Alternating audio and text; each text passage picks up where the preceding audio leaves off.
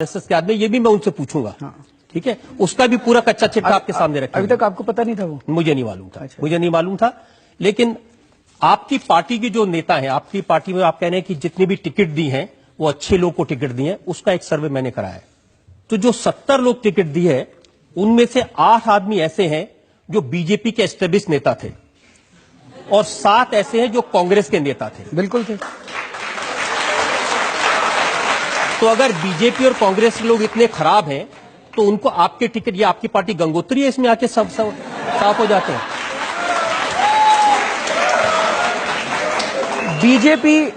BJP एक mafia है, उसको माफिया चला रहा है। कांग्रेस भी एक माफिया है, उसको भी माफिया चला रहा है। लेकिन बीजेपी और कांग्रेस के अंदर चंद लोग ऐसे हैं जो अच्छे लोग हैं, जो वहां पे घुटन महसूस कर रहे थे। ऐसे लोगों का स्वागत है। मैंने तो 2 अक्टूबर को जब हमारी पार्टी बनी थी तब भी मैंने ऐलान करा था कि इस देश के सारे अच्छे लोगों को इकट्ठा होने की जरूरत है। जहां भी कोई काम ऐसे एक दो अच्छे लोगों से मिलवा दूं मैं आपको? सर 1 मिनट आप सुन लीजिए, जिनको आपने मैं 2 मिनट तो मेरे को बात नहीं करने दे रहे। अरे आप ही को तो बात करने दे रहे हो अब तक। बीजेपी और कांग्रेस के अंदर जब भी कोई आदमी आता है, बीजेपी या कांग्रेस या किसी और भी पार्टी का, और हमारी पार्टी में आना की टिकट लेना चाहता है, मैंने जैसे बताया कि हम एक एक आदमी की जांच करा रहे हैं। जब कोई दूसरी पार्टी छोड़ के आता है तो उसकी 3 गुना जांच कराते हैं हम लोग। जिनकी आपने 3 गुना जांच कराई उनकी थोड़ी जांच मैंने भी कराई। हाँ, बता दीजिए। उत्तम नगर विधानसभा से आपने टिकट दी है देशराज राघव को। इनको माना जाता है राशन माफिया।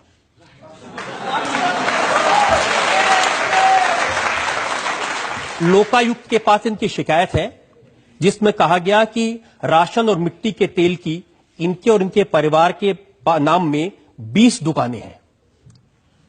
मिलावट का सामान बेचते हैं, पत्नी के नाम पे, बहन के नाम पे, परिवार के नाम पे, और ये सारी डिटेल्स आरटीआई से निकाली हैं। आप चाहे तो मैं आपको पूरी डिटेल दिखाऊं। मेरे को सारी पता है सर, मैं अभी बता देता हूं सर। अच्छा, आपको पता है, उसके बावजूद आपने इनको टिकट दे दी?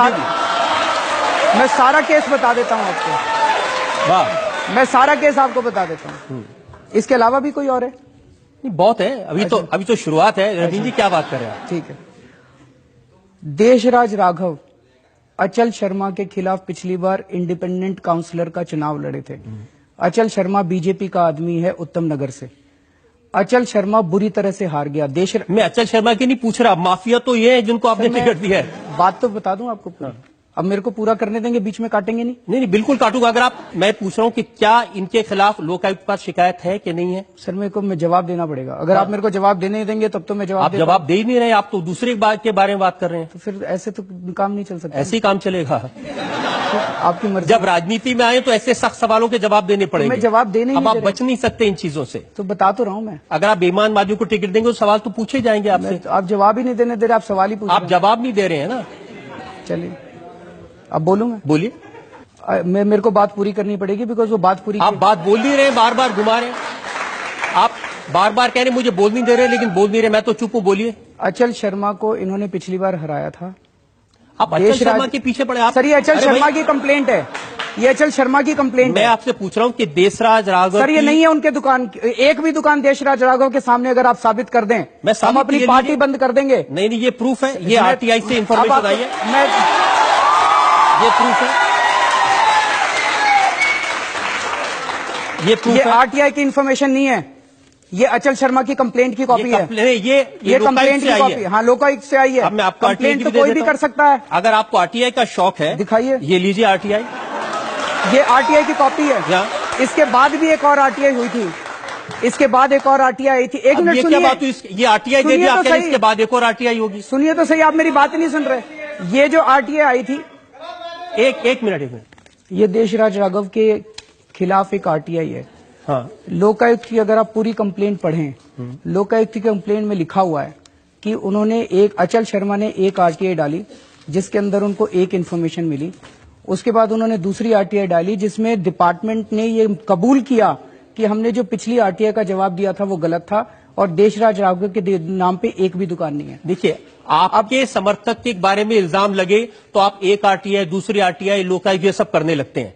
किसी दूसरे के बारे में इल्जाम लगे, सबूत हो ना हो, आप इल्जाम लगा देते हैं। सर मैं जिस देशराज यादव की एक इंटरेस्टिंग बात बता देता हूं, ये तो छोड़ दीजिए। चलिए, आप कह रहे हैं पहली आरटीआई, दूसरी आरटीआई। इनके पिताजी की डेथ हुए 4.5 साल हो गए। ये मेरे पास बैंक के रिकॉर्ड है। उनकी पेंशन अभी भी उनके नाम में आ रही है। सर इन्होंने देशराज राघव ने बैंक को और डिपार्टमेंट को उसी टाइम लिख दिया था। अगर आप मेरे को बताते, इतने दूध के धुले कि बैंक को कह दिया पिताजी के पेंशन मत देना, मरे हुए 4.5 साल हो गए। कह दिया था सर। क्या बात कर रहे हैं? मैं आपको चिट्ठी की कॉपी दिखा देता हूं।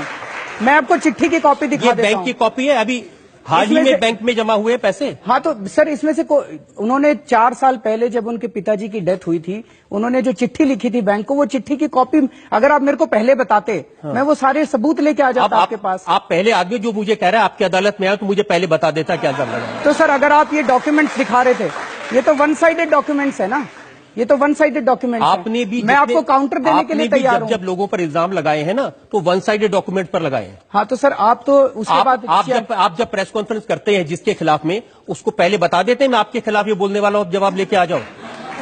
ऐसा तो नहीं हो सकता। नहीं तो ठीक है भाई, अब तो जनता तय करेगी। देखिए मैं आपको बता और दीजिए। एग्जाम्पल बताता हूं।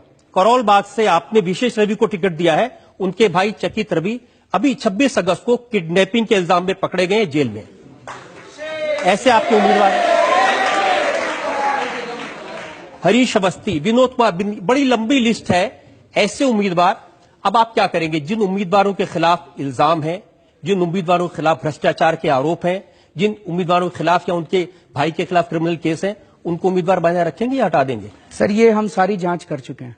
ये सारे डॉक्यूमेंट्स आपके पास वन साइडेड डॉक्यूमेंट्स। आप ही जांच करते हैं, आप ही फैसला करते हैं, आप ही उम्मीदवार बनाते हैं। सर हम लोगों ने सारी अपनी इंटरनल जांच कराई है, और अगर सबूत ये सर लोकायुक्त में कंप्लेंट तो कोई भी जाके पॉलिटिकल ओपोनेंट दे सकता है। हमारे जितने भी कैंडिडेट्स हैं उनके खिलाफ कोई भी जाके कंप्लेंट दे देगा और फिर ये दिखाएगा जी देखो लोकायुक्त में कंप्लेंट है, लोकायुक्त में कंप्लेंट है।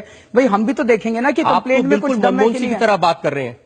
मनमोहन सिंह तो बोलते ही नहीं है, मैं तो बहुत बोल रहा हूँ। ये लोग कंप्लेंट कर देते हैं, मुझे क्या पता इसमें क्या है। मैं थोड़ी कह रहा हूँ मुझे क्या पता, मुझे पता है। मैं सारे जवाब तो दे रहा हूँ आपको, आप सुन ही नहीं रहे जवाब। कहाँ जवाब दे रहे हैं आप? अब मैं सारे जवाब तो दे आज रहा ये हूं। पहली बार ऐसा लग रहा है अरविंद केजरीवाल के पास जवाब नहीं है। आप जो मर्जी कह लीजिए कि हाँ ठीक है मेरे पास जवाब नहीं, आप कह लीजिए। नहीं, मेरे कहने से क्या है? भाई आप देखिए, आप अपना मन बना बैठे हैं। आज आप अपना मन बना बैठे हैं। अब ये भी आर्गुमेंट नहीं चलेगा अरविंद जी। जनता बैठी है सबके सामने, मैं कागज दिखा रहा हूं, सवाल पूछ रहा हूं, आप कह रहे हैं मन बना बैठे हैं। अगर मन बना बैठा हो तो आपको बुलाता क्यों और आपसे सवाल क्यों पूछता? सर जो आपके पास